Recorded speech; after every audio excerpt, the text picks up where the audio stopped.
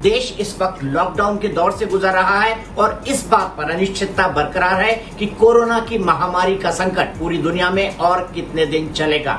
भारत के काम की लगभग हर जगह से तारीफ हो रही है, चाहे वो WHO हो, चाहे वो UN हो या फिर किसी विदेशी एजेंसी की रिपोर्ट। प्रधानमंत्री नरेंद्र मोदी के इस कदम को बहुत सराहा जा रहा है कि उन्होंने समय रहते ही लॉकडाउन डिक्लेयर कर दिया, जिसके कारण ये महामारी रुक गई। इसी महामारी में नरेंद्र मोदी यानी टीम नरेंद्र मोदी, प्रधानमंत्री मोदी की टीम की तरफ से सबसे अगुआ लड़ाई लड़ रहे हैं स्वास्थ्य मंत्री डॉक्टर हर्षवर्धन। संकट के इस समय में थोड़ा सा वक्त निकालकर वो हमारे साथ जुड़ गए हैं। आइए सीधे सुनते हैं डॉक्टर हर्षवर्धन से कि क्या है उनके आगे की रणनीति। डॉक्टर हर्षवर्धन जी, न्यूज नेशन पर आपका बहुत बहुत स्वागत है। डॉक्टर हर्षवर्धन, अभी जो सवाल सबसे ज्यादा चर्चा में है वो ये है कि चीन से जो रैपिड टेस्ट किट आए हैं वो खराब हैं, गलत परिणाम दे रहे हैं। मैं आपसे जानना चाहता हूं कि क्या राज्यों को भेजने से पहले ICMR ने इनकी प्रॉपर टेस्टिंग नहीं की थी? देखिए, ICMR अपनी सभी गाइडलाइंस को बहुत गहराई से सोच समझकर और पूरे चिंतन के साथ देश के लोगों को प्रेषित करता है। समय समय पर हर टेस्ट के बारे में, उस टेस्ट को करने की प्रक्रिया के बारे में पूरी डिटेल्ड गाइडलाइंस दी जाती हैं। अभी एंटीबॉडीज़ का कोरोना वायरस के मरीज़ों के शरीर में डेवलप होना और उसको टेस्ट के माध्यम से डिटेक्ट करना और उसका एपिडेमियोलॉजी में, रिसर्च में, सर्वेलेंस में इस्तेमाल करना, यह सारा विषय जो है एक प्रकार से सारे दुनिया में इवॉल्विंग स्टेज में है। आप जानते हैं कि वायरस केवल अभी 3-4 महीने पहले ही दुनिया के अंदर आया है। कोई भी सरकार कोई भी लेटेस्ट डेवलपमेंट दुनिया में होती है, वो चाहती है कि उसकी जनता को उसका लाभ निश्चित रूप से दिया जाए, उससे जनता को किसी भी कीमत पर वंचित ना रखा जाए। एंटीबॉडीज़ को आज टेस्ट के रूप में हम अपने हॉटस्पॉट्स के अंदर इस्तेमाल कर रहे हैं, ये देखने के लिए कि जिन इलाकों में, जिन डिस्ट्रिक्ट्स में हमारे इन्फेक्शन पर्याप्त मात्रा में है, क्या वहाँ पर अप्रभावित लोगों के अंदर भी कोई इन्फेक्शन के होने की संभावना तो नहीं रही है या हो सकती है। इस टेस्ट के संदर्भ में अभी विश्व स्वास्थ्य संगठन ने भी कोई बहुत क्लियर कट गाइडलाइंस नहीं दी हैं।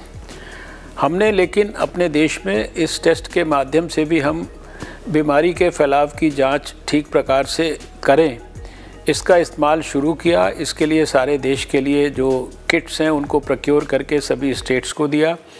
अभी अलग अलग स्टेट्स में अलग अलग प्रकार के नतीजों के बारे में हमको जानकारी दी गई है। इसलिए हमने 2 दिन के लिए खुद अपनी कई ICMR की लैब्स में पर्याप्त मात्रा में टेस्ट को करके और इन किट्स की उपयोगिता और इस टेस्ट की उपयोगिता के संदर्भ में दोबारा से जांच करने का सोचा है। उसके जांच के नतीजे हमारे आते ही हम निश्चित रूप से अपने जो प्रोटोकॉल्स हैं उनको भी रिवाइज़ करेंगे। अगर किट्स के अंदर कोई खराबी पाई गई तो हम जहां से किट्स आई हैं उस देश से भी परस्यू करके उसको शिकायत भी करेंगे और किट्स का रिप्लेसमेंट भी लेंगे। डॉक्टर हर्षवर्धन, ये बहुत काबिले तारीफ बात है कि पूरे देश की पूरी दुनिया तारीफ कर रही है। प्रधानमंत्री नरेंद्र मोदी और उनकी टीम के मेंबर ने अग्रणी लड़ाई लड़ते हुए जो है लॉकडाउन का कदम उठाया है, पूरी दुनिया उसकी तारीफ कर रही है। लेकिन ये रैपिड टेस्ट के खराब होने के चलते जो 2-4 दिनों से टेस्टिंग रुकी है, इसके चलते हमारी कोरोना की लड़ाई पर कितना असर पड़ेगा, मैं आपसे समझना चाहता हूँ। नहीं, इसका कोरोना से लड़ाई में इसका कोई किसी प्रकार का संबंध नहीं है, क्योंकि कोरोना की जो जांच है वो तो मेनली RT-PCR जो जांच है, जो कि नाक से या मुंह से जो स्वैब लिया जाता है, उसका स्वैब का टेस्ट करके होती है, उसी से पॉजिटिव हमारे को पता लगता है। और यह जांच हमने सारे देश के अंदर इसको इतने बड़े पैमाने पर इसकी जो कैपेसिटी है उसको एक्सपेंड किया है कि आप देखेंगे कि जो जांच आज से कुछ साल पहले अमेरिका में सैंपल जाता था, आज उसकी एक लैब से 200 से ज़्यादा लैब्स तो सरकारी हमने जो है सारे देश के अंदर बना दी हैं। इसलिए कोरोना के कंट्रोल के ऊपर इस विषय का किसी भी प्रकार का कोई प्रभाव नहीं है।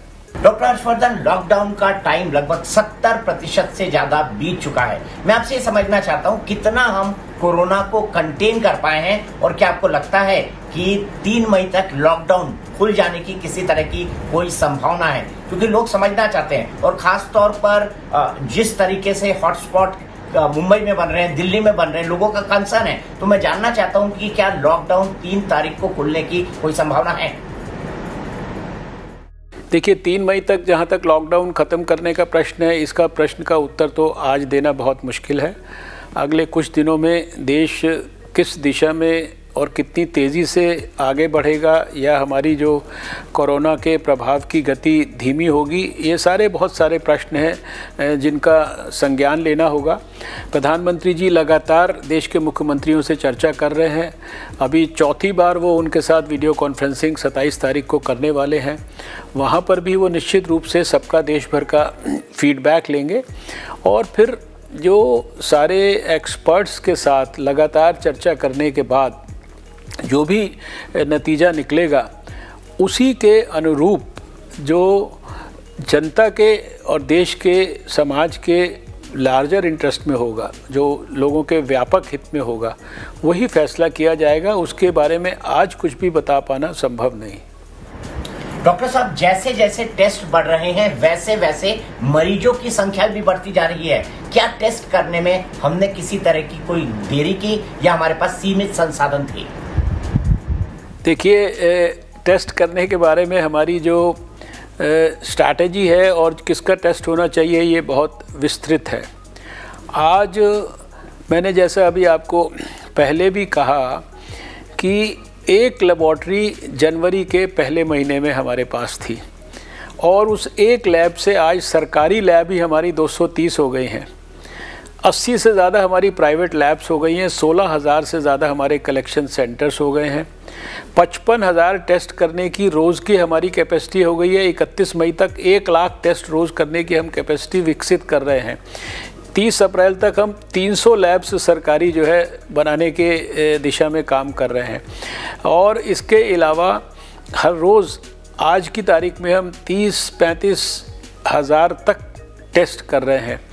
इसलिए किसी भी प्रकार से हम किसी भी पैरामीटर से कम टेस्ट नहीं कर रहे हैं, और टेस्ट के संख्या से बीमारी के होने का किसी भी प्रकार का कोई लिंक नहीं है। डॉक्टर साहब, देश में जितने भी कोरोना के मरीज मिले हैं, उनमें से जो अभी नए केसेस आ रही हैं, उनमें से 80% एसिम्प्टोमेटिक हैं, यानी कोरोना की कोई लक्षण भी नहीं है लेकिन कोरोना पॉजिटिव भी है।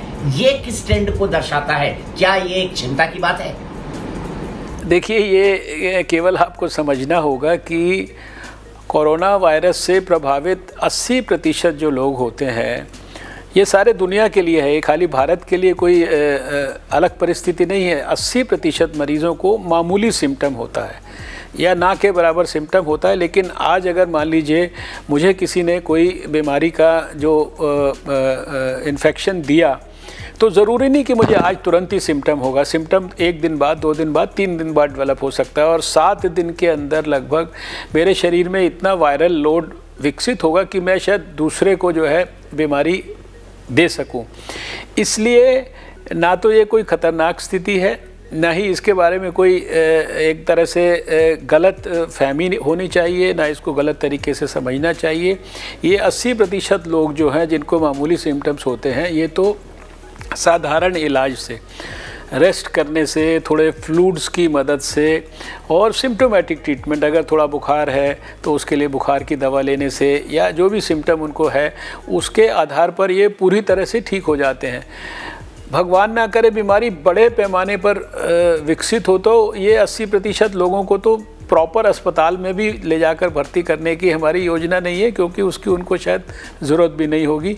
वो किसी भी स्थान पे, किसी गेस्ट हाउस में, किसी होटल में, किसी हॉस्टल में, कहीं पर भी उनको जो है आइसोलेट किया जा सकेगा। डॉक्टर साहब, कोरोना सिस्टम या कोरोना पॉजिटिव लोगों के संपर्क में आए लोगों को ढूंढ लेना तो बड़ा आसान होगा, लेकिन एसिम्प्टोमेटिक को कैसे ढूंढेंगे? क्या ये एक बड़ा चैलेंज नहीं बन गया है हमारे सामने? देखिए, कोई एसिम्प्टोमेटिक, जैसा मैंने पहले भी कहा कि जिसको कोई मामूली सिम्टम है और वास्तव में जो गाइडलाइन है कि किसको टेस्ट कराना है वो बड़ी स्पष्ट है। फ़ॉरेन से आया हुआ जो हमारा ट्रैवलर है, पैसेंजर है, उसके कांटेक्ट में किसी पॉजिटिव के आया हुआ है, जो हेल्थ वर्कर जो है कोरोना पॉजिटिव के कांटेक्ट में आता है, सिम्टम डेवलप होता है, ऐसे ही जो रेस्पिरेटरी जो व्यापक सिम्टम्स होते हैं उनके केसेस होते हैं, इन्फ्लुएंजा लाइक सिम्टम्स के केसेस होते हैं, तो वो क्राइटेरिया बड़ा फिक्स है। जनता के लिए मेरा ये कहना है कि आपको कोई भी तकलीफ़ अगर महसूस होती है तो आप अपने डॉक्टर से संपर्क करिए, लेकिन अगर तकलीफ़ नहीं भी है और आप अगर किसी कोरोना के साथ पॉजिटिव या किसी भी प्रकार के क्वारंटाइन में रहने वाले किसी मरीज़ के संपर्क में आते हैं तो भी आपको सिस्टम के साथ टच में रहकर अपनी जांच कराने के लिए ज़रूर जानकारी प्राप्त करनी चाहिए। स्वास्थ्य मंत्री जी, ये कहा जा रहा है और आरोप लगा रहे हैं कई सारे अमेरिका जैसे देश, खुद राष्ट्रपति डोनाल्ड ट्रंप आरोप लगा रहे हैं कि ये वायरस दरअसल वुहान की एक लेबोरेटरी से निकला हुआ है, चीन से, और उसी से पूरी दुनिया में फैला है। भारत सरकार का इस पर क्या स्टैंड है? देखिए, इसमें ना कोई भारत सरकार का मत का विषय है, ना कोई डॉक्टर हर्षवर्धन के कोई व्यक्तिगत मत का विषय है। इस तरह की जो खबरें हैं इनकी कोई ना तो कोई वैज्ञानिक किसी प्रकार की कोई जानकारी है, ना कोई वैज्ञानिक तौर पर इनकी कोई पुष्टि है।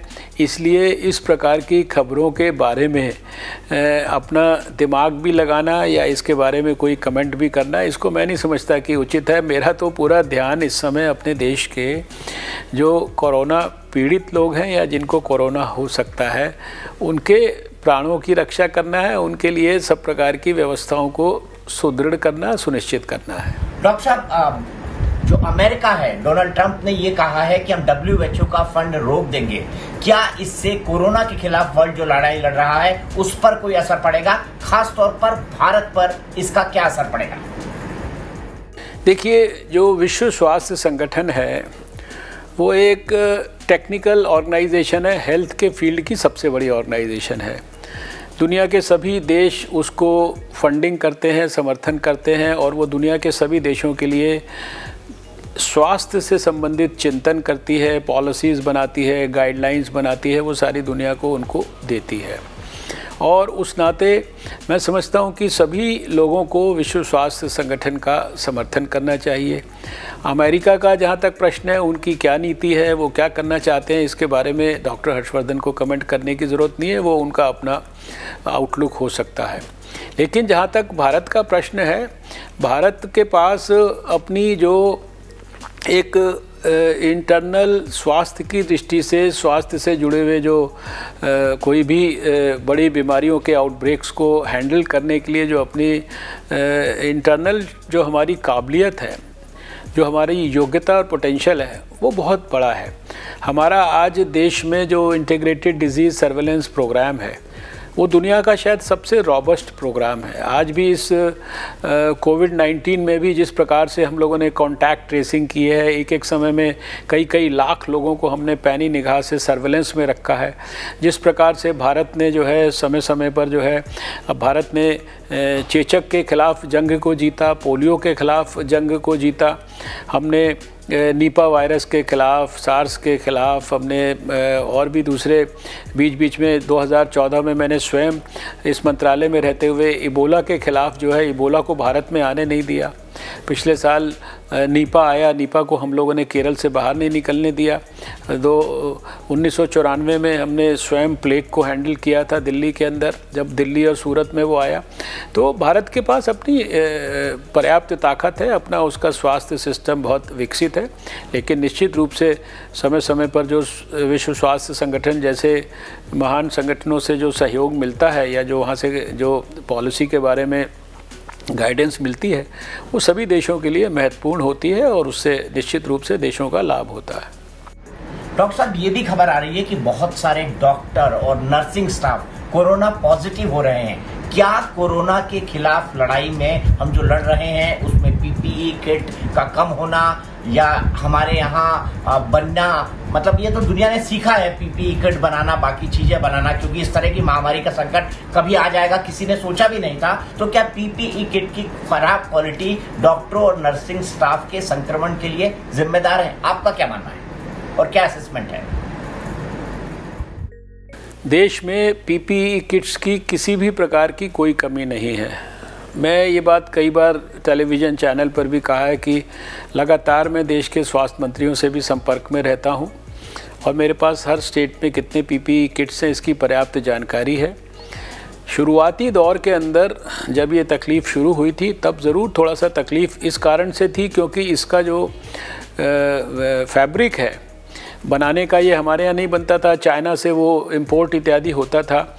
और ये पीपीई किट्स वगैरह जो है हमने इतनी विषम परिस्थितियों में टेक्सटाइल मिनिस्ट्री के साथ मिलकर इसको विषय को इतना विकसित किया भारत में कि आज जब मैं आपसे बात कर रहा हूँ तो 100 से ज़्यादा देश में हमने मैन्युफैक्चरर्स जो डिटेल्ड और कठिन टेक्निकल गाइडलाइंस को फॉलो करते हुए उसके लेबॉर्ट्री के टेस्ट में पास हो चुके हैं, वो आज जो है पीपीई किट्स बना के दे रहे हैं। एक दिन में 1 लाख के करीब पीपीई किट्स हम आज भारत के लोगों की योग्यता और क्षमता के कारण विकसित कर रहे हैं। रोज़ हम स्टेट्स को भेजते हैं, किसी भी प्रकार से ना कोई पीपीई किट्स की शॉर्टेज है, ना ही कोई N95 मास्क की शॉर्टेज है, वो भी हम रोज़ के 1 लाख जो है देश के अंदर बना रहे हैं। डॉक्टर साहब, इस बातचीत के लिए बहुत बहुत शुक्रिया। मुझे पता है तमाम हमारे कोरोना वॉरियर्स प्रधानमंत्री नरेंद्र मोदी के नेतृत्व में 24/7 काम कर रहे हैं। देश को ये याद रखना चाहिए कि मेरे हिसाब से, मैं कहूंगा, आपसे नहीं कहूंगा कि आप ये बात कहें, मेरे हिसाब से ये तृतीय विश्व युद्ध है जो आज हम लड़ रहे हैं एक संकट के चलते, और वाकई सरकार बिल्कुल युद्ध स्तर पर काम कर रही है। तो न्यूज नेशन पर सुपर एक्सक्लूसिव इंटरव्यू में आप देख रहे थे देश के स्वास्थ्य मंत्री डॉक्टर हर्षवर्धन को, जिनके ऊपर देश के पूरे स्वास्थ्य कर्मियों को संभालने का जिम्मा है। राज्यों के साथ लगातार टच में है, 24/7 काम कर रहे हैं। खासतौर पर न्यूज नेशन के लिए वक्त निकाला, इसलिए हमारी तरफ से उनका बहुत बहुत शुक्रिया। साथ ही साथ पूरे देश को और उनकी टीम को, पूरे देश की तरफ से हम उनकी टीम को शुभकामनाएं देना चाहते हैं, क्योंकि उनकी ही मेहनत और अथक प्रयास और प्रधानमंत्री नरेंद्र मोदी का यह मार्गदर्शन है जिसके चलते भारत कोविड-19 यानी कोरोना के खिलाफ ये लड़ाई सशक्त तौर पर लड़ रहा है।